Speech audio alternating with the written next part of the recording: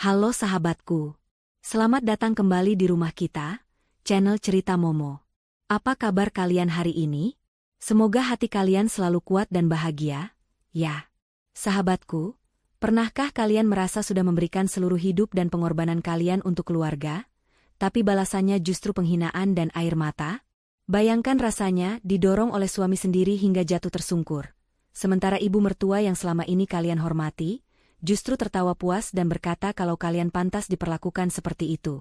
Sakit sekali rasanya. Itulah yang dialami oleh Nada. Di balik diamnya, ia menyimpan pengorbanan luar biasa yang tidak diketahui suaminya, Ali, dan mertuanya, Bu Arti. Namun, kesabaran manusia ada batasnya.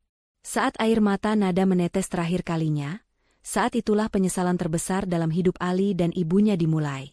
Sebuah amplop coklat yang ditinggalkan, Nada akan mengubah tawa sombong mereka menjadi tangis histeris yang terlambat. Sebelum kita masuk ke kisah yang penuh pelajaran hidup dan menguras air mata ini, Momo minta dukungan kalian dulu ya. Yuk, tekan tombol like-nya sekarang juga sebagai tanda cinta kalian untuk para istri yang sabar. Dan jangan lupa subscribe serta nyalakan loncengnya agar tidak ketinggalan kisah seru lainnya. Dan mari kita absen dulu di kolom komentar. Tuliskan nama kalian, asal kota, dan ketik kata, hadir. Momo ingin tahu nih, sahabat Momo paling jauh dari kota mana saja yang siap menemani perjalanan kisah Nada kali ini. Sudah siap? Siapkan hati, tarik napas panjang, dan mari kita masuk ke ceritanya. Jam dinding di ruang tengah baru menunjukkan pukul 4 pagi, namun aroma bawang goreng dan nasi uduk sudah memenuhi dapur kecil itu. Nada, dengan daster yang warnanya mulai memudar, tampak cekatan memotong sayuran. Keringat sebesar biji jagung mulai menetes di pelipisnya. Ia bukan hanya menyiapkan sarapan, tapi juga mengemas puluhan paket pesanan online shop yang semalam ia kerjakan hingga larut. Lelah? Tentu saja. Tapi rasa lelah itu seolah tak ada artinya dibandingkan keinginannya untuk menjadi istri yang berbakti. Suara langkah kaki berat terdengar mendekat. Itu Ali, suaminya. Nada tersenyum, berharap pagi ini ada sapaan hangat. Namun, harapan tinggal harapan. Kopi mana? Kamu ini istri atau bukan sih? Jam segini kopi belum ada di meja. Bentak Ali sambil menguap kasar. Tidak ada, selamat pagi, tidak ada kecupan di kening. Hanya tuntutan. Sebentar mas, airnya baru mendidih. Mas Ali duduk dulu ya. Jawab Nada lembut, berusaha menahan perih di hatinya. Belum sempat Ali duduk, pintu kamar utama terbuka. Muncullah Bu Arti dengan wajah yang sudah dipoles bedak tebal, meski matahari belum terbit sempurna. Wanita parubaya itu menatap meja makan dengan tatapan meremehkan. Cuma nasi uduk lagi? Ali, istri kamu ini pelit atau memang tidak bisa masak makanan enak sih? Ibu bosan makan beginian terus. Padahal ibu kan butuh gizi bagus biar kulit ibu tetap kencang. Keluh Bu Arti sambil mengibaskan kipas tangannya, meski udara pagi itu cukup dingin. Ali langsung menatap istrinya tajam. Dengar itu kata ibu, kamu itu kalau dikasih uang belanja dipakai apa saja sih? Nada, masak yang benar dong buat ibu. Nada menunduk, tangannya gemetar saat menuangkan kopi. Mas, uang belanja bulan ini kan sudah habis untuk bayar cicilan panci ibu dan arisan ibu minggu lalu. Mas Ali belum kasih tambahan lagi. Alah, alasan saja kamu, potong Bu Arti cepat. Kamu pasti pakai uangnya buat beli kuota internet untuk jualan online kamu yang gak jelas itu kan? Ali, lihat istrimu ini. Berani-beraninya dia menyalahkan ibu. Padahal ibu cuma minta makan enak sedikit saja diperhitungkan. Ali, yang selalu merasa ibunya adalah ratu yang tak pernah salah, langsung naik pitam. Ia menggebrak meja makan hingga sendok berdenting keras. Nada, jangan pernah kamu hitung-hitungan sama ibu. Ingat, surga itu di telapak kaki ibu. Kalau kamu pelit sama mertua, rezeki kita seret gara-gara kamu. Air mata Nada menggenang, tapi ia tahan sekuat tenaga agar tidak jatuh. Ia ingin berteriak bahwa uang hasil jualan online-nya lah yang selama ini menutupi kekurangan belanja dapur. Ia ingin berteriak bahwa gaji Ali sering habis dipakai Bu Arti untuk gaya hidup sosialita palsunya. Tapi Nada diam. Ia tahu, membela diri hanya akan memperpanjang pertengkaran. Tiba-tiba, Ponsel Nada yang tergeletak di dekat kompor bergetar panjang. Di layar tertera nomor tak dikenal. Wajah Nada pucat seketika. Ia tahu siapa itu. Itu adalah nomor anak buah Bang Togar, penagih hutang yang mencari Bu Arti. Nada buru-buru mematikan panggilan itu. Gerakan panik Nada tertangkap oleh mata elang Bu Arti. Nah, lihat itu, Li. Pagi-pagi begini sudah ada yang telepon dan dimatikan. Gelagatnya mencurigakan sekali. Kompor Bu Arti dengan nada sinis. Jangan-jangan dia punya simpanan di luar sana.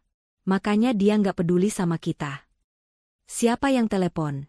Nada? Tanya Ali dingin, matanya menyipit penuh curiga. Bukan siapa-siapa, Mas. Cuma nomor nyasar, penawaran kartu kredit biasanya, jawab Nada terbata. Ia berbohong demi melindungi nama baik Bu Arti di depan Ali. Jika Ali tahu ibunya terlilit hutang judi, Ali pasti akan sangat kecewa, dan Nada tidak tega melihat suaminya sedih. Bohong? Seru Bu Arti. Mana ada sales kartu kredit telepon jam 5 pagi? Pasti laki-laki itu kan? Yang sering kamu chat sembunyi-sembunyi? Ali berdiri, mendekati Nada dengan wajah merah padam. Sini HP kamu. Mas, jangan, ini privasi aku. Nada mencoba menyembunyikan ponselnya di balik punggung. Privasi kata kamu? Kamu istriku. Tidak ada rahasia. Ali merampas ponsel itu kasar, tapi sayangnya layar ponsel itu terkunci sandi. Buka. Mas, percaya sama aku. Demi Allah aku nggak ada siapa-siapa. Nada memohon, air matanya akhirnya tumpah. Aku cuma mau masak. Mas, nanti Mas telat kerja. Ali membanting ponsel itu ke sofa dengan kesal. Awas kamu ya kalau sampai aku tahu kamu macam-macam. Ingat Nada, kamu itu cuma numpang di rumah ini. Kalau bukan karena kasihan, sudah aku pulangkan kamu ke orang tuamu. Kata-kata itu bagai sembilu yang mengiris jantung Nada.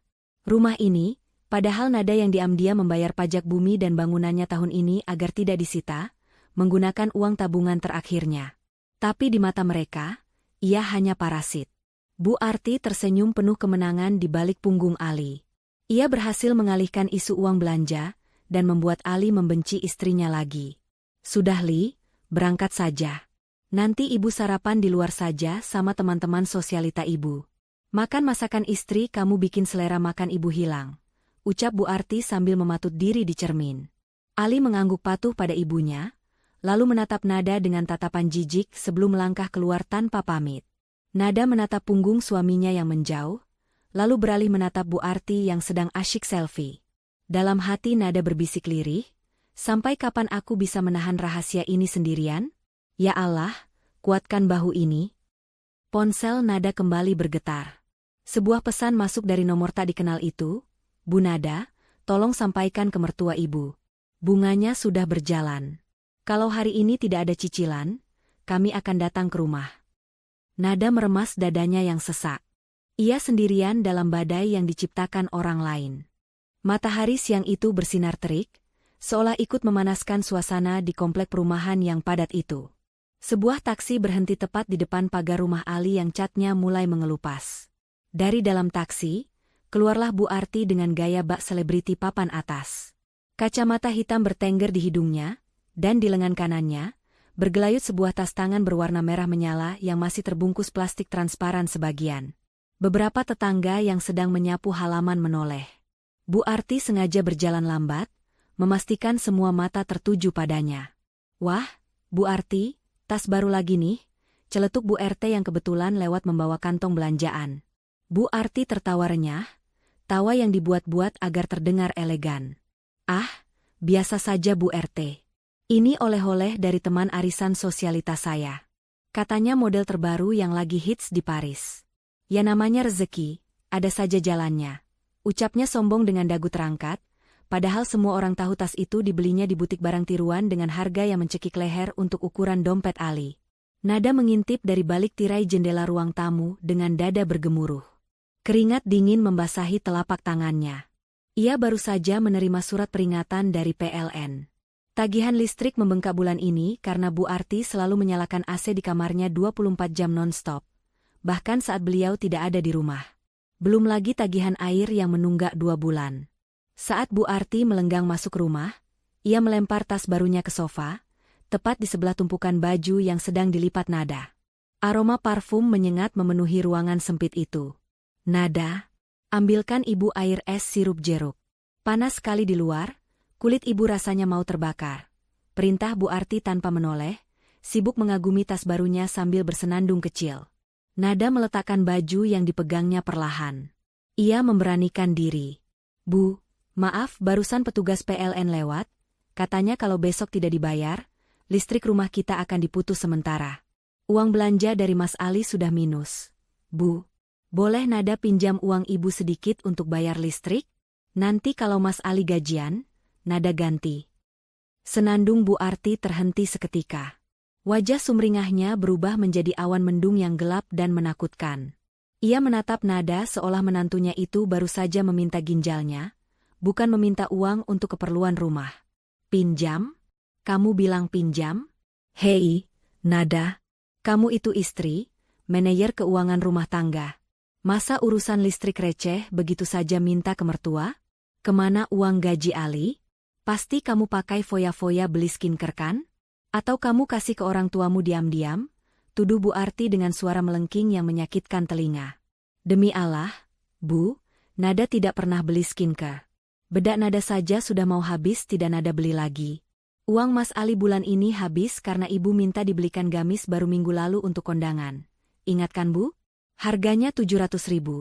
Nada mencoba mengingatkan dengan suara bergetar, berusaha tetap sopan. Oh, jadi kamu hitung-hitungan sama ibu? Kamu ngungkit-ngungkit pemberian anak ke ibunya? Bu Arti mulai memainkan drama andalannya. Matanya mulai berkaca-kaca, sebuah akting yang sempurna. Tepat saat itu, suara motor Ali terdengar masuk ke garasi. Ali pulang lebih awal untuk makan siang karena lupa membawa bekal. Melihat ibunya menangis sesenggukan di sofa sambil memeluk tas barunya, dan Nada berdiri di depannya, emosi Ali langsung tersulut tanpa bertanya duduk perkaranya. Ada apa ini? Kenapa ibu nangis? Bentak Ali sambil meletakkan helmnya kasar di meja. Istrimu ini, Li? Adu Bu Arti dengan suara serak yang dibuat-buat. Ibu baru pulang, capek, haus, malah ditagih uang listrik. Katanya gaji kamu habis karena ibu boros. Padahal ibu cuma beli baju 1 bulan lalu, itu pun murah. Dia menuduh ibu menghabiskan uangmu, Li. Dia bilang ibu beban. Sakit hati ibu, Li. Ali menatap Nada dengan mata nyalang penuh kemarahan. Astaga, Nada, kamu benar-benar keterlaluan. Uang listrik itu kewajiban kamu mengaturnya. Kenapa malah menyalahkan ibu? Lihat tas ibu itu ibu beli pakai uang tabungan ibu sendiri, bukan uangku. Kenapa kamu iri dengki sekali sama mertua sendiri? Nada ternganga tak percaya. Tas itu, Bu Arti bilang dibeli pakai tabungan sendiri? Padahal 3 hari lalu Nada melihat notifikasi transfer di ponsel Ali saat suaminya tidur. Ada transferan 1.500.000 ke rekening Bu Arti dengan keterangan, buat jajan ibu. Ali lupa, atau pura-pura lupa karena saking cintanya pada ibunya? Mas, aku nggak iri. Tapi listrik beneran mau diputus, dan uang belanja memang sudah. Cukup, potong Ali dengan bentakan keras. Aku nggak mau dengar alasan. Cari uangnya. Jual tuh barang-barang bekasmu atau apalah.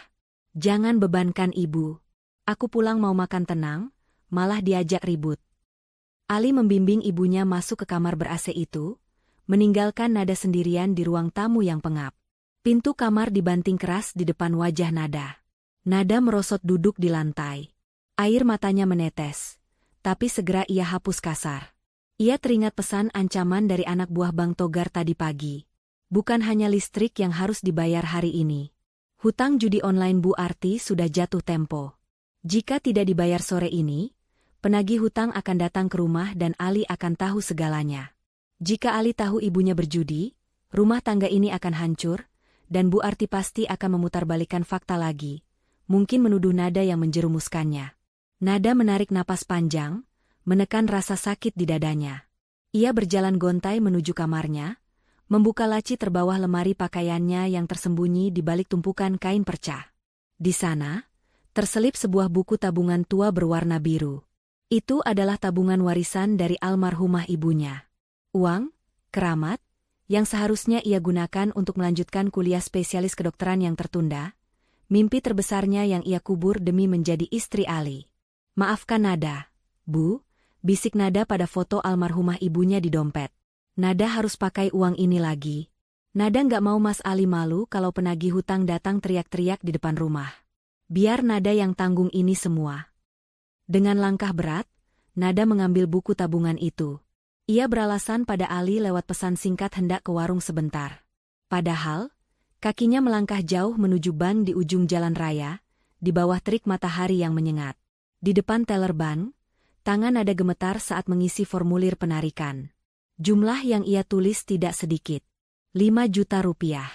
Uang itu akan ia gunakan untuk menutup mulut para penagih hutang Bu Arti bulan ini, dan sisanya untuk membayar listrik agar suaminya tidak marah lagi. Hatinya perih, seolah ia sedang mengiris dagingnya sendiri untuk memberi makan orang yang justru ingin memangsanya. Sementara itu di rumah, di dalam kamar yang sejuk, Bu Arti yang sudah berhenti menangis kini sedang tersenyum lebar. Ia sedang asyik membuka aplikasi judi di ponselnya, memasang taruhan baru, sama sekali tidak memikirkan bahwa di luar sana, menantunya sedang mengorbankan masa depan demi menutupi aib yang ia buat sendiri. Langit sore mulai berubah menjadi jingga kemerahan saat Nada melangkah keluar dari kantor agen pembayaran. Di tangannya, secari kertas bukti transfer diremas kuat-kuat.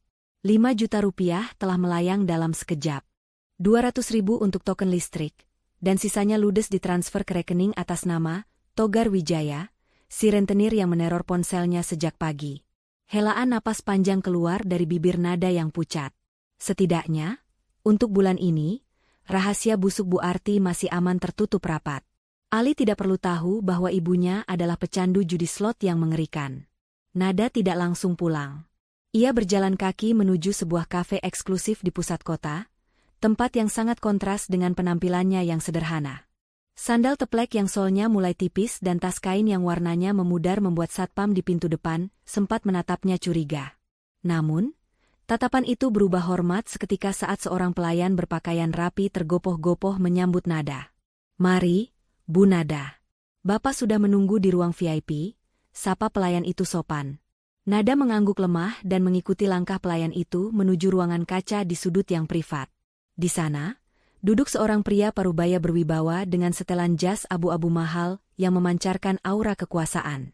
Di meja depannya, secangkir teh premium yang asapnya masih mengepul menemani sebuah tablet yang menyala. Pria itu adalah Pak Hadi Sasongko, ayah kandung Nada, pemilik perusahaan properti raksasa yang namanya disegani banyak orang. Melihat putrinya masuk, raut wajah tegas Pak Hadi melunak, namun matanya menyorotkan kepedihan yang mendalam saat memindai penampilan Nada dari ujung kaki hingga ujung kepala. Baju yang sudah kusam, wajah tanpa riasan yang lelah, dan tangan yang kasar karena pekerjaan rumah tangga. Hati ayah mana yang tidak hancur melihat putri tunggal kesayangannya hidup seperti pembantu? "Duduk, Nak." Suara Pak Hadi terdengar berat. Nada duduk perlahan, menundukkan kepalanya, takut menatap mata ayahnya. "Maaf Nada terlambat." "Yah, tadi macet." Bohongnya. Pak Hadi meletakkan cangkir tehnya dengan sedikit hentakan. "Macet? Atau karena kau harus mampir ke bank dulu untuk menguras sisa tabungan ibumu demi menutup hutang wanita tua itu lagi?" Nada tersentak, mengangkat wajahnya kaget. "Ayah tahu?" "Nada, ayah ini Hadi Sasongko. Tidak ada transaksi besar yang melibatkan namamu yang tidak ayah ketahui." Pak Hadi mencondongkan tubuhnya, menatap putrinya tajam. 5 juta, Nada. Kau tarik 5 juta hari ini. Padahal bulan lalu kau sudah jual gelang emas pemberian almarhumah ibumu. Sampai kapan kau mau begini? Sampai kau jual diri?" "Ayah, jangan bicara begitu," potong Nada, matanya berkaca-kaca. "Lalu ayah harus bicara apa?" Nada terdiam saat Pak Hadi membentak pelan namun penuh penekanan. "Kau putriku. Pewaris tunggal Sasongko Group. Kau lulusan terbaik sarjana kedokteran. Ayah sekolahkan kau tinggi-tinggi bukan untuk jadi sapi perah mertua yang tidak tahu diri dan suami yang buta seperti Ali." Pak Hadi menggeser tabletnya ke hadapan Nada. Di layar itu terpampang foto-foto candid. Foto Bu Arti sedang keluar masuk tempat hiburan malam, Foto Ali yang sedang makan enak di restoran bersama teman-temannya sementara Nada makan mie instan di rumah, dan foto bukti transfer Nada ke rentenir. Lihat ini, Nada. Lihat siapa yang kau bela mati-matian. Mereka parasit. Ayah sudah cukup diam selama 2 tahun ini, karena menghormati keputusanmu menikah dengan Ali. Tapi melihatmu semakin kurus dan menderita seperti ini, kesabaran ayah sudah habis. Hari ini juga, ayah akan seret Ali dan ibunya ke penjara atas kasus penipuan dan pemerasan. Ayah punya cukup bukti. Jangan ya. Nada refleks memegang tangan ayahnya erat-erat. Air matanya tumpah membasahi taplak meja yang mewah. Nada mohon, jangan lakukan itu. Ali suami Nada, yah. Ali orang baik, dia cuma terlalu patuh sama ibunya. Dia nggak tahu kelakuan ibunya di belakang. Kalau ayah penjarakan ibunya, Ali akan hancur. Nada mencintai Ali, yah. Pak Hadi menatap putrinya dengan tatapan tak percaya. Cinta? Kau sebut ini cinta? Ini pembodohan, Nada. Cinta itu saling memuliakan, bukan satu pihak menginjak yang lain. Beri Nada waktu, yah. Sedikit lagi, Nada memelas, suaranya parau menahan tangis. Nada yakin Ali bisa berubah. Nada sedang berusaha menyadarkan Ali pelan-pelan tanpa harus menyakiti hatinya. Kalau Nada langsung bongkar aib ibunya sekarang, Ali pasti shock berat dan rumah tangga kami bisa bubar. Nada nggak mau jadi janda, yah. Tolong beri Nada satu kesempatan terakhir. Pak Hadi memalingkan wajahnya ke jendela, menatap hiruk-pikuk kota dengan rahang mengeras. Ia benci melihat air mata putrinya, tapi ia lebih benci melihat putrinya diperlakukan seperti sampah. Keheningan menyelimuti ruangan itu selama beberapa menit. Akhirnya, Pak Hadi menghela napas panjang, seolah melepas beban berat. Ia menoleh kembali pada Nada. Satu kali, ucap Pak Hadi dingin, ayah beri kau satu kesempatan terakhir. Tapi dengar baik-baik, Nada. Jika sekali lagi tangan mereka menyentuhmu, atau jika sekali lagi kau datang ke ayah dengan mata bengkak karena menangis, ayah tidak akan bertanya padamu lagi. Ayah akan langsung bertindak dengan cara ayah sendiri. Ayah akan hancurkan hidup mereka sampai mereka menyesal pernah dilahirkan. Mengerti? Nada mengangguk cepat, mengusap air matanya. Terima kasih. Yah. Nada janji, Nada akan selesaikan ini baik-baik. Pak Hadi merogoh saku jasnya, mengeluarkan sebuah kartu debit berwarna hitam. Pakai ini. Jangan jual barang peninggalan ibumu lagi. Hati ayah sakit. Nada menggeleng pelan, menolak kartu itu. Nggak usah. Yah. Kalau Nada pakai uang ayah, Nada nggak akan pernah belajar mandiri. Nada masih bisa jualan online. Nada pamit ya. Yah. Ali pasti sudah mau pulang kerja. Tanpa menunggu jawaban, Nada mencium tangan ayahnya lalu bergegas pergi, meninggalkan Pak Hadi yang menatap punggung putrinya dengan tatapan nanar. Kau terlalu baik, nak, dan kebaikanmu itu yang akan membunuhmu pelan-pelan, gumam Pak Hadi lirih. Ia lalu mengambil ponselnya, menghubungi seseorang. Halo, Pak Pengacara. Siapkan berkas-berkas pengambil alihan aset yang dipinjamkan ke nama Nada. Saya punya firasat buruk. Kita harus siap kapan saja. Sementara itu, Nada berjalan pulang dengan perasaan campur aduk. Ia lega ayahnya mau menunda amarahnya, tapi ia juga takut. Satu kesempatan terakhir, kata-kata itu terngiang di telinganya. Ia harus segera membuat Ali sadar sebelum bom waktu ini meledak. Namun, Nada tidak tahu bahwa di rumah, Bu Arti sedang menyusun rencana baru. Sebuah rencana jahat untuk menyingkirkan Nada agar bisa menguasai harta Nada sepenuhnya, yang ia kira hanya sedikit itu. Awan gelap di atas rumah tangga Nada semakin pekat. 2 hari berlalu sejak pertemuan Nada dengan ayahnya. Suasana di rumah itu bukannya membaik, malah terasa semakin panas seperti sekam yang menyimpan api. Siang itu, Bu Arti mondar-mandir di ruang tengah dengan wajah pucat pasi. Ponsel di tangannya tak henti-hentinya bergetar. Bukan panggilan dari teman sosialitanya, melainkan teror dari nomor baru. Rupanya, uang 5 juta yang dibayarkan Nada tempo hari hanyalah bunga dari hutang lamanya, dan bodohnya, kemarin sore Bu Arti nekat berjudi lagi dengan harapan bisa menggandakan uang belanja, namun malah kalah telak 10 juta rupiah dalam waktu 1 jam. Sialan, kenapa bisa kalah terus sih? umpat Bu Arti pelan sambil menggigit kukunya yang berkutek merah. Sebuah pesan masuk dengan nada dering yang membuat jantungnya mau copot. Fotonya sedang berjalan di pasar terpampang di layar, dikirim oleh penagih hutang dengan keterangan, "Kami tahu ibu ada di rumah. Bayar 10 juta sore ini atau kami obrak-abrik rumah itu di depan tetangga." Keringat dingin mengucur deras di dahi Bu Arti.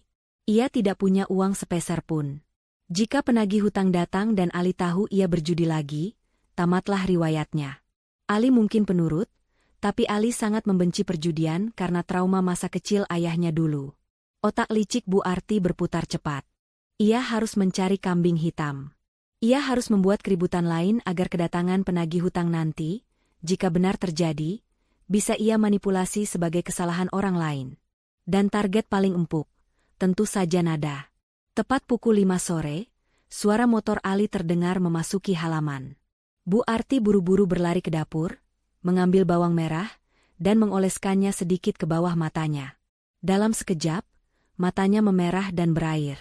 Ia duduk di sofa ruang tamu, menekuk lutut, dan mulai terisak pelan. Saat Ali membuka pintu dengan wajah lelah sepulang kerja, pemandangan pertama yang ia lihat adalah ibunya yang sedang menangis terseduh-seduh. Rasa lelah Ali seketika berubah menjadi kepanikan. "Ibu? Astaga, ibu kenapa?" Ali melempar tas kerjanya dan berlutut di depan ibunya. "Siapa yang bikin ibu nangis? Bilang sama Ali." Bu Arti menggeleng lemah, berpura-pura menahan diri. "Nggak apa-apa, Li. Ibu cuma sedih nasib ibu begini amat di tua bangka." "Maksud ibu apa? Ada yang nyakitin ibu?" desak Ali, nada suaranya mulai meninggi. "Istrimu, Li." Ucap Bu Arti lirih, namun cukup jelas untuk membakar telinga Ali. "Tadi siang ibu mau minta uang sedikit buat beli obat pusing. Kepala ibu sakit sekali. Tapi nada malah bentak ibu. Dia bilang uang gaji kamu sudah habis. Dia bilang ibu ini beban, parasit yang bisanya cuma minta uang." Rahang Ali mengeras, tangannya mengepal kuat. "Nada bilang begitu?" "Lebih parah lagi, Li," tambah Bu Arti, kini air mata buayanya mengalir makin deras. "Waktu dia lagi mandi, ibu lihat ada struk transfer jatuh dari tasnya. Ibu penasaran, ibu pungut. Ternyata dia baru saja transfer uang 3 juta rupiah ke rekening bapaknya di kampung.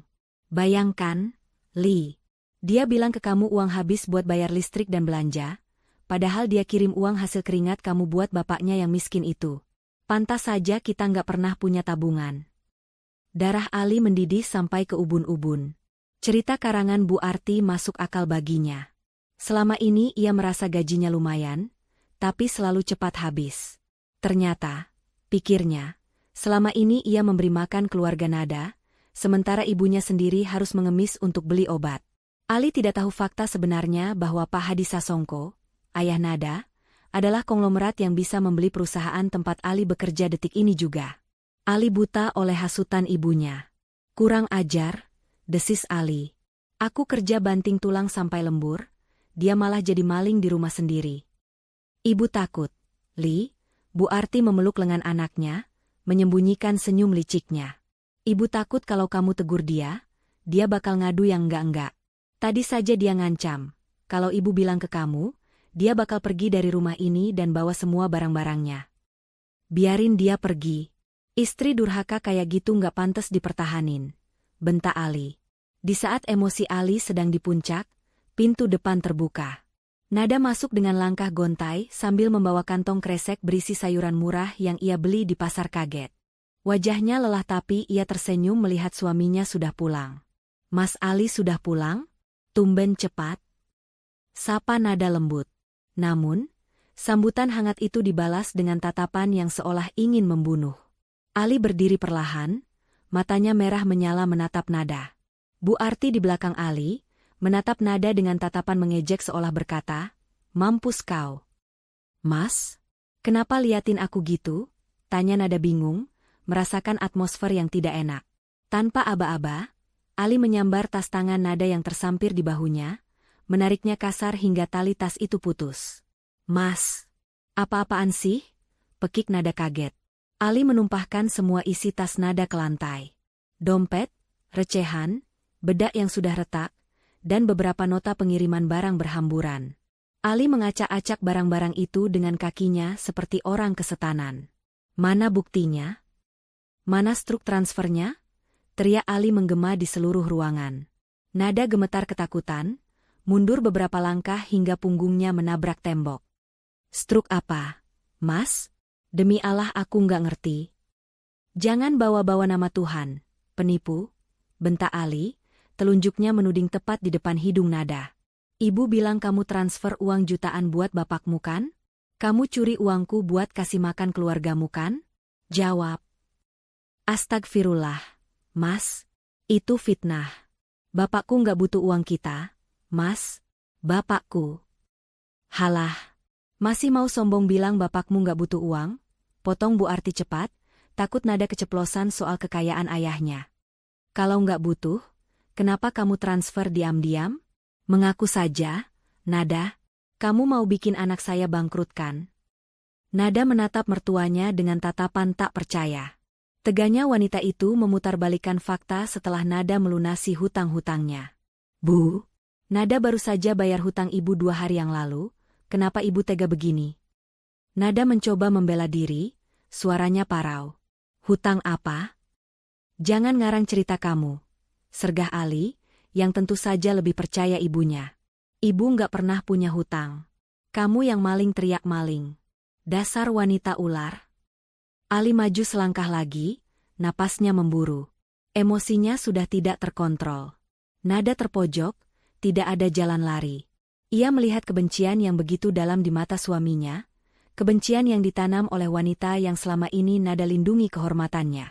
Malam itu, mendung di luar rumah seakan memberi pertanda akan badai besar yang akan menghancurkan segalanya. Mas, tolong dengarkan aku sekali saja. Nada berteriak, suaranya bergetar hebat melawan bentakan Ali yang menggema. Aku tidak pernah mencuri uangmu. Justru aku yang menutupi hutang ibu. Ibu main judi slot, Mas. Kemarin aku bayar 5 juta ke rentenir biar mereka nggak datang ke sini. Hening. Ruangan itu mendadak senyap selama 1 detik yang mencekam. Ali terdiam, matanya membelalak menatap Nada, lalu beralih menatap ibunya. Wajah Bu Arti pucat pasi sejenak. Namun wanita itu adalah aktris yang ulung. Detik berikutnya, Bu Arti menjerit histeris sambil memegangi dadanya, seolah-olah ia baru saja terkena serangan jantung. Allahu Akbar. Astagfirullah. Ya Tuhan. Jerit Bu Arti sambil merosot ke lantai, kakinya menendang-nendang udara. Ali. Dengar itu, Li? Istrimu menuduh ibu berjudi? Ibu yang rajin pengajian ini dituduh main slot? Ya Allah, cabut saja nyawa hamba sekarang. Hamba tidak kuat difitnah sekejam ini oleh menantu sendiri. Sakit, Li. Dada ibu sakit.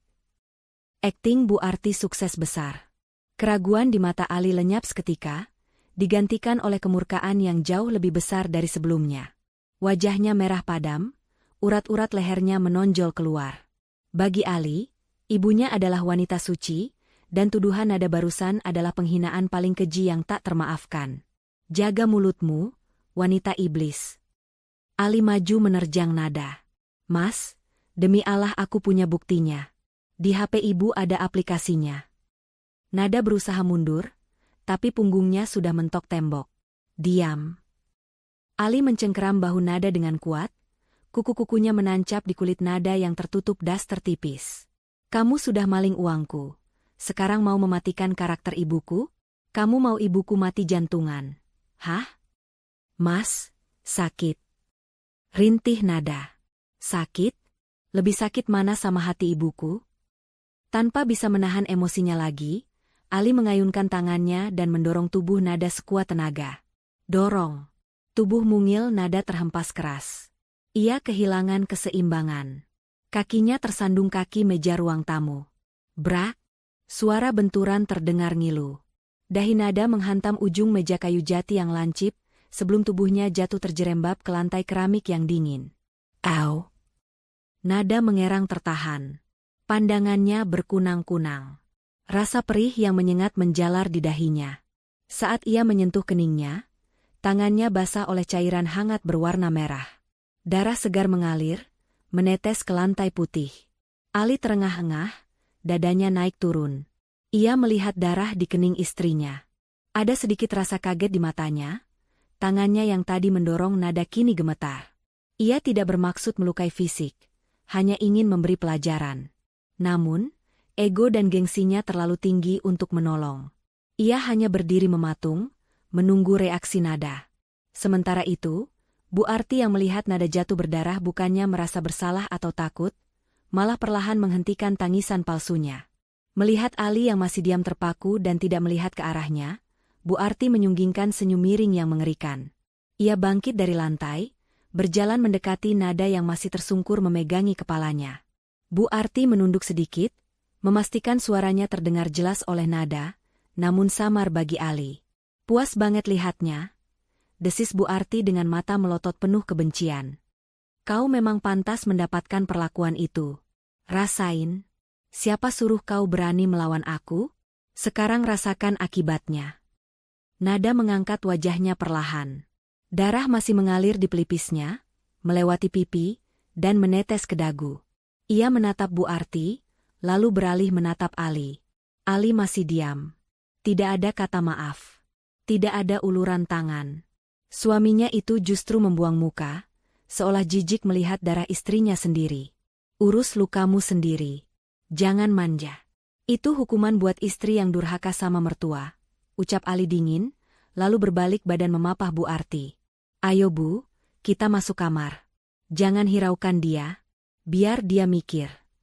Iya, Li. Kepala ibu pusing sekali gara-gara dia. Bu Arti merengek manja sambil melirik sinis ke arah nada untuk terakhir kalinya sebelum pintu kamar utama tertutup rapat. Klik. Suara kunci pintu diputar terdengar jelas. Kini, tinggal nada sendirian di ruang tamu yang remang-remang. Hening. Hanya suara detak jam dinding yang terdengar. Anehnya, nada tidak menangis. Air matanya yang tadi deras mengalir saat dituduh mencuri, kini kering seketika. Rasa sakit di keningnya masih terasa berdenyut hebat, tapi rasa sakit di hatinya justru mati rasa. Kosong. Nada mencoba berdiri dengan berpegangan pada kaki meja yang tadi melukainya. Kakinya goyah, tapi ia paksakan tegak. Ia mengambil tisu di atas meja, menekan lukanya agar darah berhenti keluar. Ia menatap pintu kamar Ali dan Bu Arti dengan pandangan yang benar-benar berbeda dari sebelumnya. Tatapan cinta dan pengabdian itu sudah hilang. Tatapan sabar yang selama 2 tahun ini selalu ada, kini lenyap tak berbekas. Cukup, bisik nada lirih. Suaranya serak, tapi penuh ketegasan. Sudah cukup aku jadi orang bodoh. Malam itu, Nada tidak pergi ke dapur untuk memasak makan malam. Ia tidak membereskan kekacauan di ruang tamu. Dengan langkah tertati namun pasti, ia masuk ke kamarnya sendiri. Kamar tamu yang ia tempati sejak sering bertengkar dengan Ali. Ia mengunci pintu kamarnya. Di dalam, ia tidak merebahkan diri untuk istirahat. Nada menarik koper kecil dari bawah tempat tidur.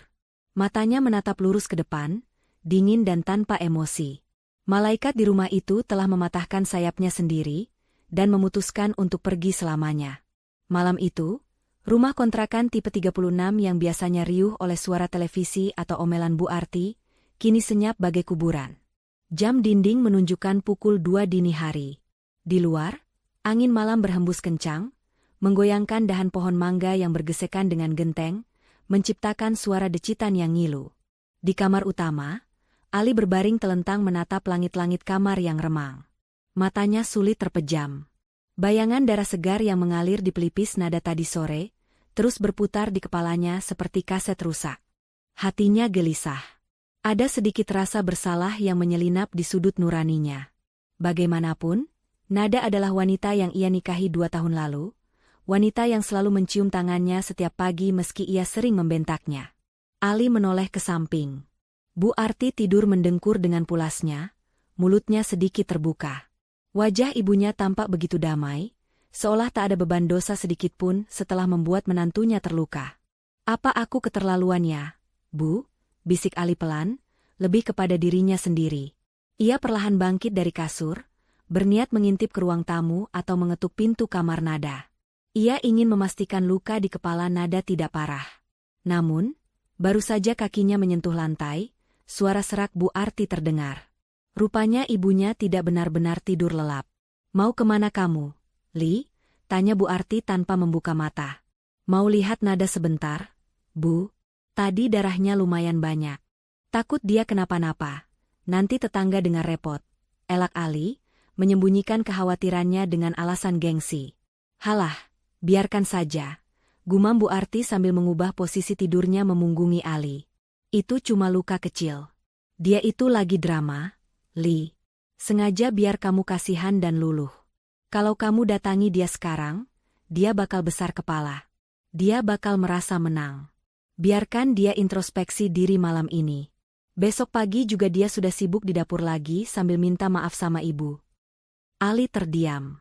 Kata-kata ibunya selalu terdengar masuk akal di telinganya yang sudah tertutup ego. Benar juga, pikir Ali. Kalau aku minta maaf duluan, harga diriku sebagai suami mau ditaruh di mana? Istri yang berani melawan memang harus diberi pelajaran. Ali pun menarik kembali kakinya ke atas kasur. Ia menarik selimut sampai menutupi leher, memilih untuk mematikan nuraninya dan kembali tidur, membiarkan istrinya menderita sendirian di kamar sebelah. Sementara itu, di kamar tamu yang sempit dan pengap, Nada tidak sedang menangis seperti yang dituduhkan mertuanya. Ia duduk tegak di tepi ranjang besi tua. Luka di dahinya sudah ia bersihkan dan ia tutup dengan perban seadanya yang ia temukan di kotak P3K. Wajahnya pucat, namun matanya menyala dengan tekad yang dingin dan tajam. Di hadapannya, sebuah koper kecil berwarna hitam sudah terbuka. Nada memasukkan baju-bajunya dengan gerakan tenang dan teratur. Tidak ada isak tangis, tidak ada gerakan melempar barang karena emosi. Semuanya sunyi. Ia hanya membawa pakaian yang ia beli dengan uangnya sendiri sebelum menikah. Daster-daster pemberian Ali yang kainnya tipis dan murah, ia tinggalkan terlipat rapi di lemari. Ia tidak ingin membawa sehelai benang pun yang bisa mengingatkannya pada neraka ini. Setelah pakaian rapi, Nada bergerak menuju laci meja rias yang reot. Ia mengeluarkan sebuah map plastik. Dari dalam map itu, ia mengambil beberapa lembar kertas penting. Bukti transfer pelunasan hutang judi Bu Arti, bukti pelunasan BPKB mobil Ali, dan sertifikat rumah asli yang baru saja ia tebus dari bank kemarin sore. Nada menatap kertas-kertas itu sejenak. Inilah bukti pencurian yang dituduhkan padanya. Ironis sekali, ia dituduh mencuri uang untuk keluarganya, padahal ia menguras hartanya untuk menebus nyawa keluarga suaminya. Nada memasukkan semua bukti itu ke dalam sebuah amplop coklat tebal. Ia merekatkannya dengan lem, lalu mengambil pulpen. Di bagian depan amplop, ia menulis dengan huruf kapital, untuk Mas Ali dan Ibu. Ia meletakkan amplop itu di atas meja kecil di samping tempat tidur, tepat di sebelah cincin kawinnya yang baru saja ia lepaskan dari jari manisnya. Cincin emas muda seberat 2 gram itu terlihat kusam, sama kusamnya dengan pernikahan mereka. Nada melirik jam tangan. Pukul 4 pagi. Sayup-sayup suara tarhim dari masjid mulai terdengar. Waktunya telah tiba. Nada mengenakan jaket hodie tebal untuk menutupi perban di kepalanya. Ia menarik koper itu perlahan, mengangkatnya sedikit agar roda koper tidak berbunyi berisik di lantai keramik. Saat membuka pintu kamar, engsel pintu berdecit pelan. Jantung Nada berdegup kencang. Ia berhenti sejenak, menahan napas. Dari kamar Ali, suara dengkuran Bu Arti masih terdengar berirama. Aman. Nada melangkah melewati ruang tamu. Ia melihat noda darah kering di lantai, tempat ia terjatuh semalam. Ia melangkahinya begitu saja, seolah itu adalah noda masa lalu yang sudah tidak relevan. Tidak ada lagi rasa sakit hati saat melihatnya, yang ada hanyalah rasa lega, karena sebentar lagi ia akan bebas. Sesampainya di pintu depan, Nada memutar kunci dengan sangat hati-hati. Udara subuh yang dingin langsung menerpa wajahnya, menusuk tulang, namun terasa sangat segar baginya. Ini adalah udara kebebasan. Sebelum benar-benar pergi, Nada berbalik badan sekali lagi menatap isi rumah itu. Ia melihat foto pernikahan mereka yang tergantung miring di dinding. Ali yang tersenyum kaku dan Nada yang tersenyum tulus. Nada menggeleng pelan. Selamat tinggal, Mas. Semoga kamu bahagia dengan pilihanmu dan ibumu, bisik Nada lirih, nyaris tak terdengar. Nada menutup pintu rumah itu rapat-rapat dari luar, menguncinya, dan menyelipkan kunci rumah di bawah pot bunga yang mati kering, tanaman kesayangan Bu Arti yang tidak pernah disiram. Nada menyeret kopernya menembus kabut subuh. Di ujung jalan, sebuah mobil sedan hitam mewah dengan kaca gelap sudah menunggu. Mesinnya menyala halus. Seorang sopir berseragam turun dengan sigap, membukakan pintu belakang dan mengambil alih koper Nada. "Selamat pagi, Non Nada. Pak Hadi sudah menunggu di rumah besar," sapa sopir itu hormat. Nada mengangguk, masuk ke dalam mobil mewah yang hangat dan nyaman itu. Saat mobil melaju meninggalkan komplek perumahan kumuh itu, Nada tidak menoleh ke belakang lagi. Di rumah kontrakan itu, Ali dan Bu Arti masih tertidur lelap, menikmati mimpi indah terakhir mereka sebelum bangun menghadapi mimpi buruk yang nyata beberapa jam lagi. Mereka tidak sadar, malaikat, penjaga rumah itu telah pergi, dan setan, kemiskinan serta penyesalan sedang bersiap mengetuk pintu mereka. Sinar matahari pagi menerobos paksa melalui celah-celah ventilasi, menyorot debu-debu yang beterbangan di ruang tengah yang sunyi. Jam dinding kuno berdetak monoton menunjukkan pukul 8 pagi. Di jam segini, biasanya aroma tumisan bawang dan suara spatula beradu dengan wajan sudah terdengar nyaring dari arah dapur. Biasanya, air panas untuk mandi Bu Arti sudah tersedia di ember, dan kopi hitam Ali sudah mengepul di meja. Namun pagi ini, rumah itu hening. Hening yang tidak wajar. Di kamar utama, Bu Arti menggeliat malas. Ia meraba meja nakas di sampingnya, mencari gelas air putih yang biasanya selalu disiapkan Nada setiap malam sebelum tidur. Kosong. Gelas itu kering. "Nada," teriak Bu Arti dengan suara serak khas bangun tidur. "Air minum ibu mana? Kamu mau bikin ibu mati kehausannya?" Tidak ada jawaban. Hanya gema suaranya sendiri yang memantul di dinding kamar. Bu Arti mendengus kesal. Ia menyikut Ali yang masih mendengkur di sebelahnya. "Li, bangun Li. Istrimu itu benar-benar makin kurang ajar. Jam segini belum ada suara aktivitas. Pasti dia sengaja mogok kerja gara-gara kejadian kemarin sore." Ali mengerang pelan, membuka matanya yang terasa berat. Perutnya berbunyi nyaring, meminta diisi. "Jam berapa ini, Bu?" "Jam 8. Bayangkan, jam 8 dan kita belum sarapan." Bu Arti bangun dengan kasar, menyibakkan selimut. "Awas saja ya, kalau dia masih tidur-tiduran di kamar tamu. Ibu siram air mukanya biar sadar."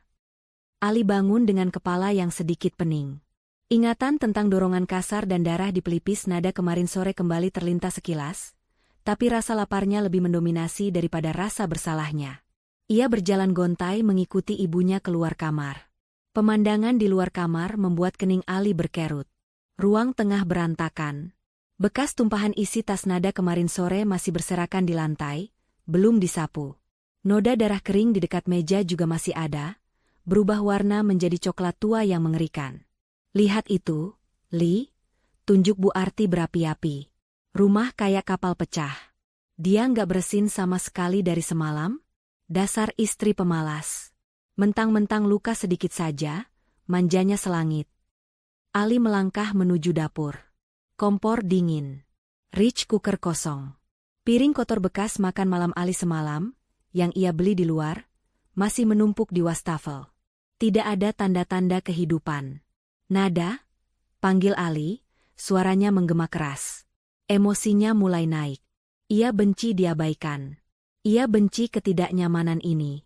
Ali berjalan cepat menuju kamar tamu, tempat Nada biasa tidur. Pintunya tertutup rapat. "Nada, buka pintunya. Jangan kekanak-kanakan," bentak Ali sambil memutar gagang pintu. Tidak terkunci. Pintu terbuka dengan mudah. Ali melangkah masuk, siap untuk memuntahkan amarahnya. Siap untuk melihat Nada yang sedang meringkuk di kasur sambil menangis cari perhatian. Namun, kata-kata makian yang sudah di ujung lidah Ali tertelan kembali ke tenggorokan. Kamar itu kosong. Kasur besi tua itu rapi.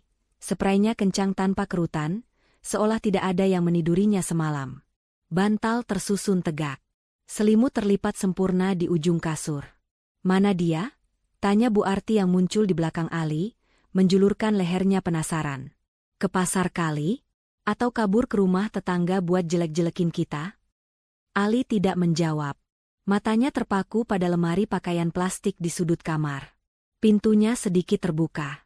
Ali mendekat, lalu menyentakkannya hingga terbuka lebar. Kosong. Hanya ada beberapa gantungan baju kawat yang berayun pelan, menimbulkan bunyi kling-kling yang menyayat hati. Baju-baju gamis lusuh nada, jilbab-jilbab instannya, semuanya lenyap. Bajunya nggak ada, Bu. Gumam Ali, suaranya mulai bergetar. Bukan karena sedih, tapi karena kaget. Dia bawa bajunya. Halah, paling cuma bawa satu tas ransel buat gertak sambal. Bu Arti tertawa meremehkan, masuk ke dalam kamar dan duduk di tepian kasur dengan santai. Trik murahan itu, Li. Dulu bapakmu juga sering begitu kalau berantem, minggat bawa baju, 2 hari lagi juga balik karena kehabisan duit. Si Nada itu punya duit apa? Paling lari ke rumah bapaknya yang miskin itu. Tapi Bu. Ali menoleh ke meja kecil di samping tempat tidur. Ada sesuatu yang janggal di sana. Di atas meja kayu yang permukaannya sudah tergores-gores itu, tergeletak sebuah benda kecil berkilauan tertimpa sinar matahari pagi. Itu adalah cincin emas polos. Cincin kawin mereka. Di sebelahnya, sebuah amplop coklat tebal tergeletak bisu. Di bagian depannya tertulis dengan spidol hitam tebal, untuk Mas Ali dan Ibu. Jantung Ali berdegup kencang.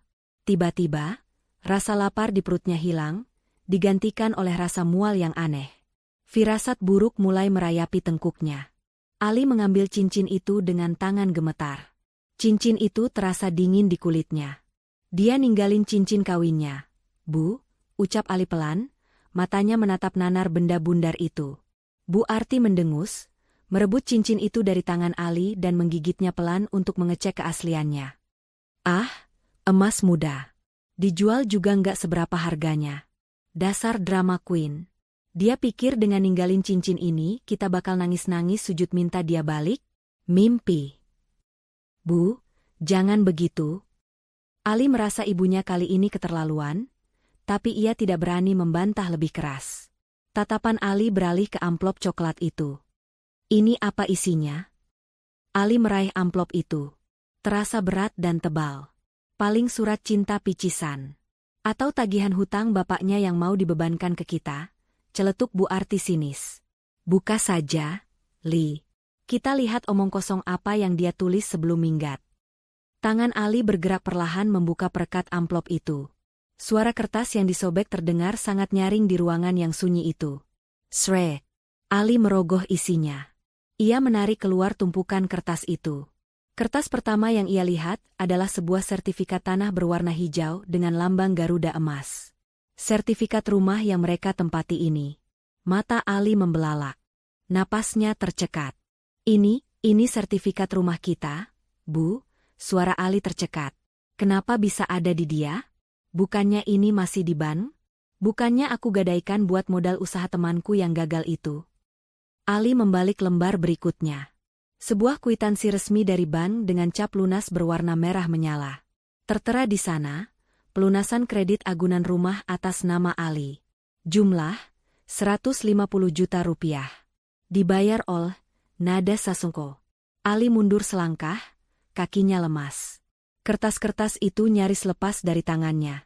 Lunas? Bisik Ali tak percaya. Apa? Lunas? Bu Arti langsung melompat dari kasur, merebut kertas-kertas itu dengan kasar. Matanya yang rabun dekat menyipit membaca angka-angka itu. 150 juta? Si Nada bayar 150 juta? Duit dari mana dia? Li? Dia ngepet? Ali tidak menjawab. Ia kembali merogoh amplop itu, mengeluarkan lembar-lembar berikutnya. Ada bukti transfer pelunasan leasing mobil, dan yang paling bawah, sebuah bukti transfer ke rekening atas nama Togar Wijaya. Ali membacanya dengan suara bergetar hebat. Pelunasan hutang judi online Ibu Arti. 50 juta rupiah. Lunas. Dunia Ali serasa runtuh. Langit-langit kamar terasa berputar. Ia menatap ibunya dengan tatapan horor. Bu? Ali mengangkat kertas bukti judi itu ke wajah ibunya. Ini apa, Bu? Hutang judi? Ibu main judi? Wajah Bu Arti yang tadi merah karena marah, kini memucat seputih kapas. Bibirnya gemetar. Rahasianya, yang selama ini ia jaga rapat-rapat dan ia tutupi dengan memfitnah Nada, kini terpampang jelas di tangan anaknya sendiri. Di luar rumah, suara mobil berhenti. Bukan mobil biasa. Suara klakson yang berat dan berwibawa terdengar. Tin, tin. Ali dan Bu Arti saling bertatapan. Di tengah kebingungan dan syok yang belum reda, ketukan keras di pintu depan terdengar, seolah palu hakim yang siap menjatuhkan vonis. Permisi. Kami dari pihak Sasongko Group. Pagi tanpa nada itu, ternyata bukan sekadar pagi yang sepi. Itu adalah awal dari badai kehancuran yang sesungguhnya. Lutut Ali terasa goyah, seolah tulang-tulangnya melunak menjadi jeli. Di tangannya, kertas bukti pelunasan hutang judi itu bergetar hebat mengikuti irama tangannya yang gemetar. Di belakangnya, Bu Arti berdiri mematung dengan wajah seputih tembok, keringat dingin sebesar biji jagung bercucuran di pelipisnya. Rahasia busuk yang ia simpan rapat-rapat di bawah tumpukan fitnah terhadap Nada, kini telanjang di depan mata anak kesayangannya. Ketukan di pintu terdengar lagi, kali ini lebih keras dan tidak sabar. Buka. Kami tahu kalian di dalam. Ali menelan ludah yang terasa pahit. Ia menatap ibunya dengan tatapan yang sulit diartikan, campuran antara jijik, kecewa, dan bingung. Ibu jelaskan ini nanti, desis Ali tajam, lalu memaksakan kakinya melangkah menuju pintu depan. Dengan tangan gemetar, Ali memutar kunci. Pintu terbuka. Di hadapannya, berdiri 3 orang pria berbadan tegap dengan wajah garang. Yang paling depan, seorang pria berkulit gelap dengan tato melingkar di leher, tersenyum lebar memamerkan gigi emasnya. Itu Bang Togar. Ali refleks mundur selangkah, nyalinya menciut. Maaf saya belum ada uang. Namun, alih-alih mengamuk atau merusak barang seperti yang biasa diceritakan orang, Bang Togar justru tertawa terbahak-bahak. Tawanya menggelegar memenuhi teras rumah yang sempit. Santai, bos. Santai. Bang Togar menepuk bahu Ali cukup keras hingga Ali terhuyung. Siapa yang mau nagih? Gue kesini cuma mau kasih hormat sama bini lu. Mana Bu Nada? Ali mengerjap bingung. Nada? Iya, Bu Nada. Istri lu yang berhati malaikat itu. Seru Bang Togar, nadanya berubah serius. Ia melirik ke dalam rumah, matanya menangkap sosok Bu Arti yang mengintip ketakutan dari balik tirai ruang tengah. Ada nenek lampir. Wow, Bu. Keluar lu. Jangan ngumpet. Bu Arti gemetar, kakinya lemas hingga ia terduduk di lantai. Dengar ya, Bang Ali, ucap Bang Togar lantang, sengaja agar Bu Arti mendengar. Gue sudah belasan tahun jadi rentenir. Tapi baru kali ini gue ketemu perempuan setangguh istri lu. Dia datang ke markas gue sendirian, bawa duit cash 50 juta. Dia lunasi semua hutang judi emak lu yang bejibun itu. Dia sujud di kaki gue minta jaminan keamanan biar emak lu nggak diganggu lagi. Ali menoleh cepat ke arah ibunya. 50 juta? Suaranya tercekat. Jadi benar? Ibu main judi sampai 50 juta? Bu Arti tidak bisa menjawab. Ia hanya menangis tanpa suara, menutupi wajahnya dengan tangan. Bukan cuma itu, lanjut Bang Togar, wajahnya menunjukkan rasa jijik saat menatap Bu Arti. Bini lu bilang, jangan kasih tahu suaminya kalau ibunya main judi. Dia mau jaga nama baik lu, Bang. Dia nggak mau lu kecewa sama emak lu sendiri. Gila nggak tuh? Lu punya istri sebijak itu, tapi denger-denger malah sering lu sakitin ya. Ali terdiam kaku. Hatinya bagai dihantam palu godam. Ia teringat bagaimana ia membentak Nada, menuduh Nada mencuri uang, bahkan mendorongnya hingga berdarah. Padahal saat itu, Nada baru saja menyelamatkan harga diri Ali dan ibunya dari kehancuran. Belum sempat Ali mencerna rasa bersalah yang mulai mencekik lehernya, sebuah mobil sedan hitam mengkilap berhenti tepat di belakang motor-motor anak buah Bang Togar. Seorang pria parubaya berjas rapi turun dari mobil itu, diikuti 2 orang berbadan tegap berpakaian safari. Pria berjas itu melangkah tenang namun penuh intimidasi mendekati Ali. Selamat pagi. Apakah benar ini kediaman saudara Ali? Tanyanya formal. Saya Ali, jawab Ali lirih. Bapak siapa? Saya Wijaya, kuasa hukum dari Bapak Hadi Sasongko, pimpinan Sasongko Group, jawab pria itu sambil membetulkan letak kacamatanya. Nama itu membuat kening Ali berkerut. Sasongko Group?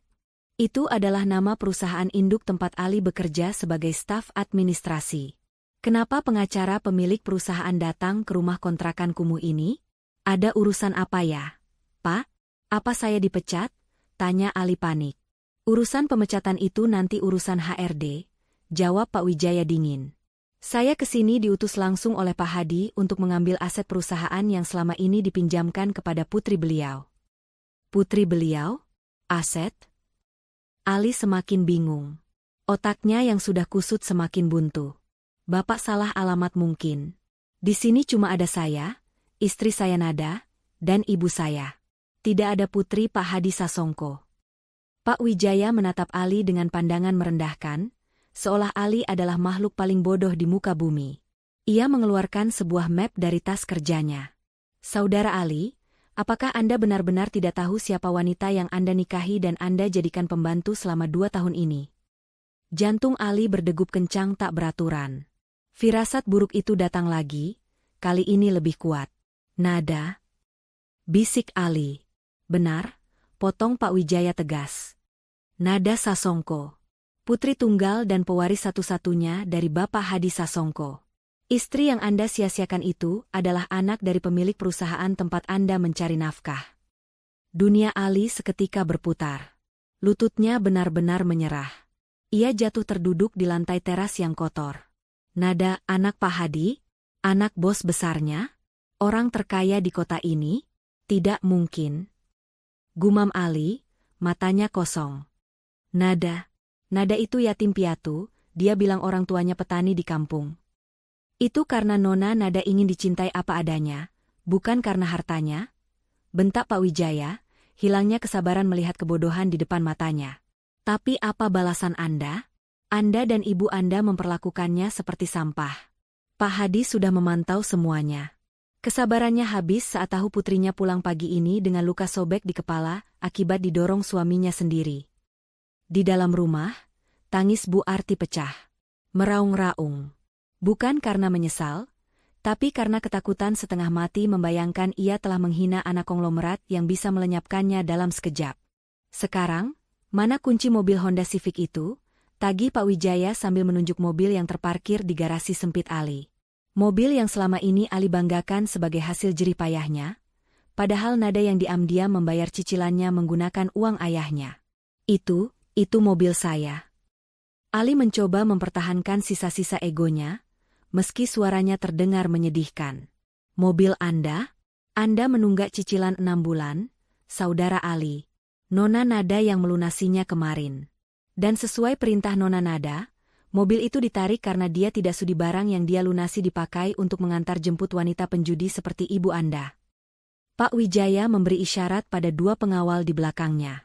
Salah satu pengawal masuk begitu saja ke dalam rumah, mengambil kunci mobil yang tergantung di dinding, mengabaikan jeritan Bu Arti.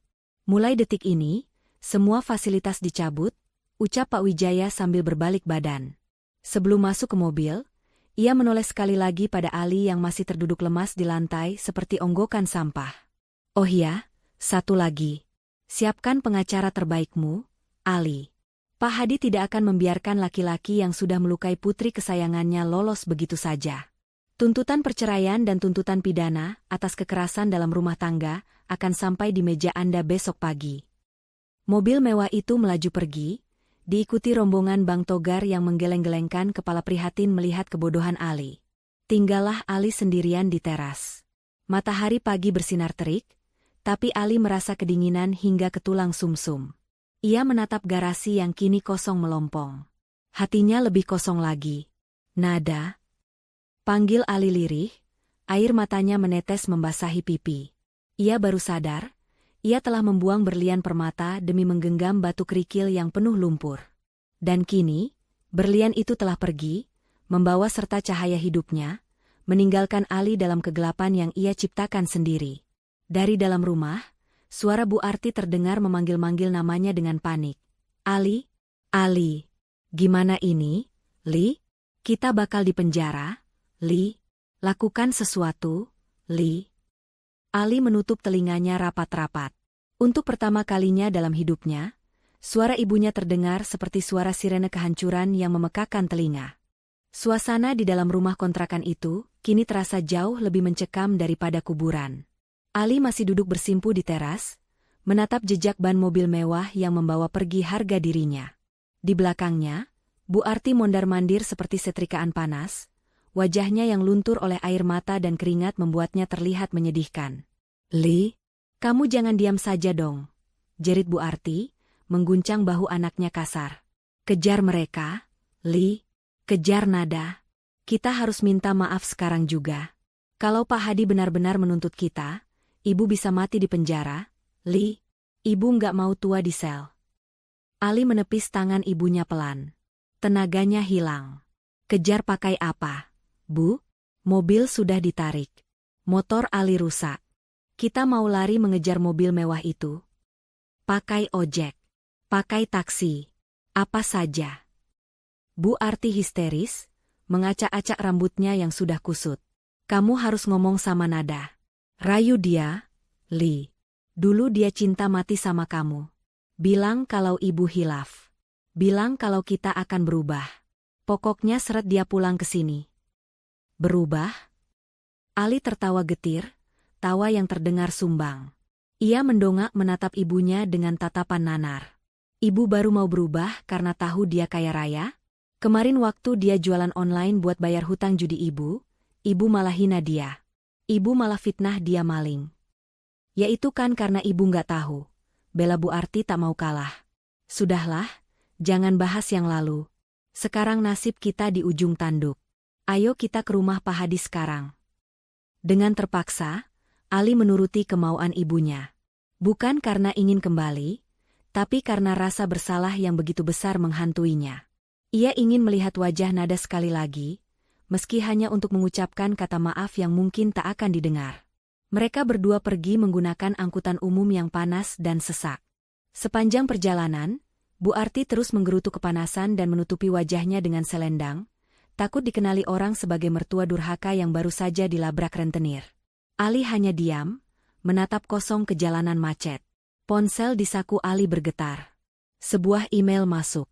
Notifikasi dari HRD perusahaan. Jantung Ali mencelos saat membacanya. Surat pemberhentian kerja tidak hormat. Alasannya singkat dan padat, pelanggaran etika berat dan tindak pidana penggelapan aset keluarga pemilik perusahaan. Ali lemas. Ponselnya nyaris terjatuh. Karirnya tamat. Sumber nafkahnya putus. Dan ini baru permulaan dari badai yang dijanjikan Pak Wijaya tadi pagi. 1 jam kemudian, mereka tiba di depan gerbang tinggi menjulang berwarna hitam dengan ornamen emas. Kediaman keluarga Sasongko. Rumah bak istana itu tampak megah dan angkuh, seolah menertawakan Ali dan Bu Arti yang berdiri di depan gerbang dengan pakaian lusuh dan keringat bercucuran. Pak Satpam. Buka. Saya suaminya Nada. Saya menantunya Pak Hadi," teriak Ali sambil mengguncang pagar besi itu. Seorang satpam berbadan tegap keluar dari pos penjagaan. Ia menatap Ali dan Bu Arti dengan tatapan dingin. "Maaf, Mas. Tuan Besar sudah berpesan, tidak menerima tamu bernama Ali dan Bu Arti. Silakan pergi sebelum saya panggil polisi." Satpam kurang ajar." Bu Arti maju, menunjuk-nunjuk wajah satpam itu dari balik pagar. "Saya ini besan majikanmu. Berani-beraninya kamu usir saya. Panggil Nada keluar. Bilang ibu mertuanya datang mau jemput." Satpam itu hanya tersenyum sinis. "Bu Nada? Non Nada sedang sibuk. Beliau tidak punya waktu meladeni drama murahan." "Tolong, Pak." Ali memelas, suaranya serak. "Izinkan saya ketemu Nada sebentar saja. 5 menit. Saya cuma mau minta maaf." Belum sempat satpam menjawab, gerbang otomatis perlahan terbuka. Sebuah mobil Alphard putih mengkilap bergerak keluar dari halaman luas itu. Kaca jendela baris kedua perlahan turun. Jantung Ali berhenti berdetak. Di dalam mobil itu, duduk Nada. Tapi itu bukan Nada yang biasa ia lihat. Tidak ada lagi daster kusam atau jilbab instan yang warnanya pudar. Nada mengenakan pakaian desainer yang elegan, wajahnya dirias tipis namun memancarkan kecantikan yang luar biasa. Aura berkelas yang selama ini tertutup debu penderitaan, kini bersinar terang. Di samping Nada, duduk Pak Hadi yang menatap tajam ke arah Ali dan Bu Arti. "Nada, sayang," seru Ali, mencoba berlari mendekati mobil. "Maafin Mas, Nada, Mas salah. Tolong jangan pergi. Nada, menantuku sayang." Bu Arti ikut berteriak, memasang wajah memelas yang paling menyedihkan. "Ibu kangen. Nak, maafin ibu hilaf. Ayo pulang, nak. Ibu janji bakal pijitin kamu tiap hari." Mobil itu berhenti sejenak tepat di depan mereka. Ali berpikir Nada akan turun dan memeluknya. Harapan itu melambung tinggi. Namun, Nada hanya menoleh pelan. Ia menatap Ali tepat di manik mata. Tatapan itu bukan tatapan benci, bukan juga tatapan marah. Itu adalah tatapan asing. Tatapan seseorang yang melihat orang yang tidak dikenal. Dingin, datar, dan yang paling menyakitkan, tanpa rasa. Nada tidak mengucapkan sepatah kata pun. Ia hanya menaikkan kembali kaca jendela mobilnya perlahan. ZZZT. Kaca tertutup rapat. Menutup akses Ali ke dunia Nada selamanya. "Jalan, Pak," perintah Pak Hadi pada sopir. Mobil mewah itu melaju meninggalkan Ali yang terpaku dan Bu Arti yang menangis histeris sambil menggedor-gedor badan mobil yang berlalu. "Nada, jangan tinggalkan kami," jerit Bu Arti, suaranya pecah di udara panas siang itu. Ia mengejar mobil itu beberapa meter lalu tersandung kakinya sendiri dan jatuh tersungkur di aspal panas. Lututnya lecet, tapi rasa sakitnya tak sebanding dengan rasa panik kehilangan mesin ATM berjalannya. Ali tidak mengejar. Ia berdiri mematung melihat mobil putih itu menghilang di tikungan jalan, membawa serta wanita yang pernah mencintainya dengan tulus. Wanita yang ia sia-siakan demi ego dan ibunya yang manipulatif. Ali berjalan gontai menghampiri ibunya yang masih meratap di aspal. "Sudah, Bu, bangun," ucap Ali datar. "Kejar mereka, Li. Cari taksi. Kita buntuti." Bu Arti menarik celana Ali. "Cukup, Bu," bentak Ali tiba-tiba. Suaranya menggelegar, membuat Bu Arti terdiam kaget. Ini pertama kalinya seumur hidup Ali membentak ibunya sekasar itu. "Semua sudah hancur. Bu, sadar." Ali menunjuk ke arah jalanan kosong itu dengan tangan gemetar. "Aku dipecat. Mobil ditarik. Hutang ibu menumpuk. Istriku pergi. Dan ini semua gara-gara kita. Gara-gara ibu yang gila hormat dan judi, dan gara-gara aku yang bodoh nurut sama ibu." "Kakakmu nyalahin ibu?" Bu Arti tergagap. "Iya, aku nyalahin ibu." Ali menjambak rambutnya sendiri frustrasi. Kalau saja ibu nggak fitnah Nada, kalau saja ibu bisa terima Nada apa adanya, kita nggak akan jadi gelandangan kayak gini. Sekarang lihat, Bu, kita nggak punya apa-apa lagi. Nol besar. Ali berbalik badan, meninggalkan ibunya yang masih terduduk di aspal. Ia berjalan tanpa tujuan, air mata penyesalan mengalir deras membasahi pipinya yang kotor oleh debu jalanan.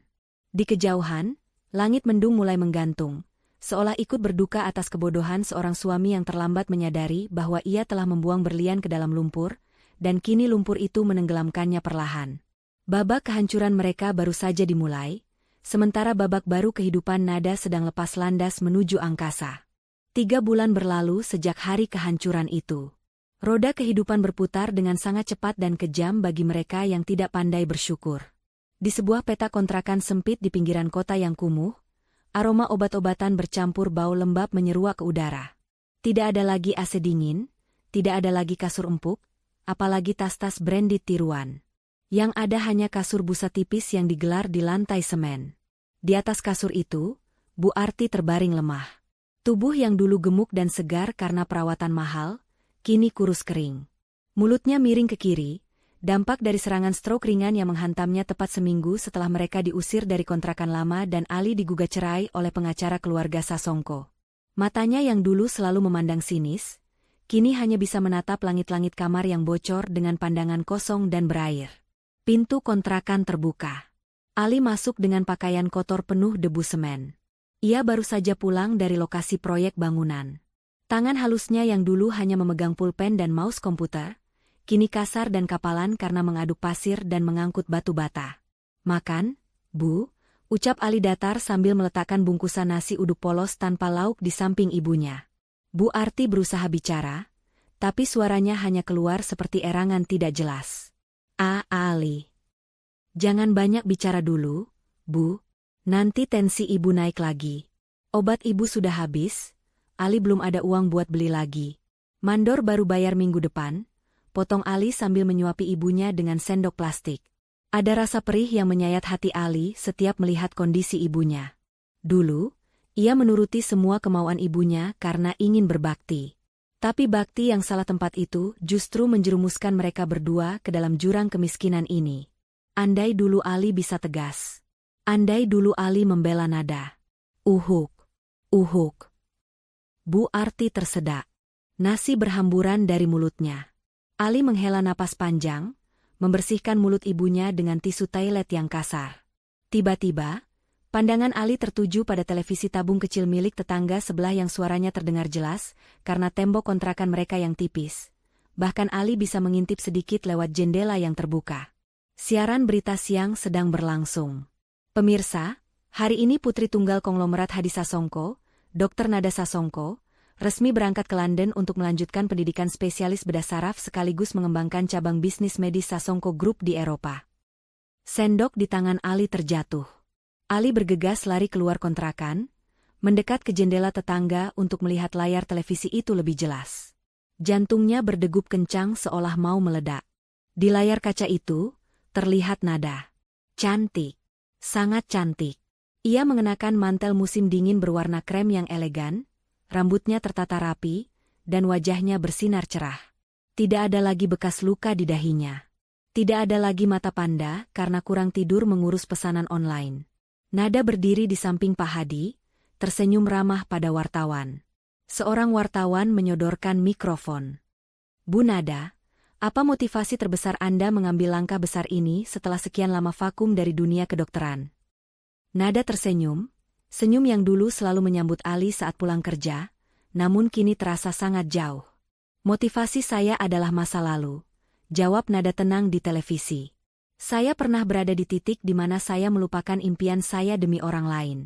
Saya pernah berpikir bahwa pengorbanan diam-diam akan dihargai. Ternyata saya salah. Wanita harus berdaya, harus punya harga diri. Saya pergi bukan untuk lari, tapi untuk menjemput kembali mahkota saya yang sempat jatuh. Wartawan bertanya lagi, ada pesan untuk seseorang di masa lalu. Nada terdiam sejenak. Tatapannya menembus kamera, seolah menatap langsung ke manik mata Ali yang sedang berdiri gemetar di pinggir selokan kumuh. Tidak ada pesan, ucap Nada tegas, namun matanya berkaca-kaca. Hanya rasa terima kasih. Terima kasih sudah melepaskan saya, sehingga saya sadar bahwa saya berharga. Semoga mereka hidup tenang dengan pilihan yang mereka buat. Nada melambaikan tangan, lalu berbalik badan berjalan memasuki gerbang keberangkatan internasional, meninggalkan kerumunan wartawan. Ali merosot jatuh di tanah becek depan kontrakan tetangga. Bahunya terguncang hebat. Tangisnya pecah, meraung tanpa suara. Rasa sesal itu datang menghantam bagai ombak besar yang menenggelamkannya. Kata-kata Nada barusan adalah tamparan terakhir yang paling menyakitkan. Nada tidak membencinya, tidak memakinya. Nada hanya tidak mempedulikannya lagi. Ali sudah menjadi masa lalu yang tidak penting, hanya sekadar batu loncatan bagi Nada untuk bangkit lebih tinggi. Dari dalam kontrakan, terdengar suara erangan Bu Arti yang memanggil-manggil anaknya. Ali. Ali menghapus air matanya kasar dengan lengan baju yang kotor. Ia menatap langit yang cerah, membayangkan pesawat yang membawa Nada terbang tinggi menjauh darinya. Selamat jalan, Nada. Maafkan Mas, bisik Ali lirih, suaranya hilang terbawa angin. Ali bangkit, menyeret kakinya kembali masuk ke dalam kontrakan pengap itu. Kembali pada realita pahitnya. Mengurus ibunya yang sakit-sakitan, bekerja kasar demi sesuap nasi, dan hidup selamanya dalam bayang-bayang penyesalan karena telah membuang berlian demi menggenggam debu. Pintu kontrakan tertutup perlahan, mengunci kisah pilu mereka di dalamnya, sementara di belahan bumi lain, Nada melangkah mantap menyongsong masa depan yang gemilang. Cerita mereka telah berakhir dengan cara yang paling adil. Pesan moral. Jangan pernah menyia-nyiakan ketulusan seseorang yang mencintaimu dalam diam. Seringkali, Kita baru menyadari betapa berharganya seseorang ketika mereka sudah pergi dan bersinar di tempat lain. Hargai istrimu, hargai pasanganmu, sebelum penyesalan menjadi satu-satunya temanmu di masa tua.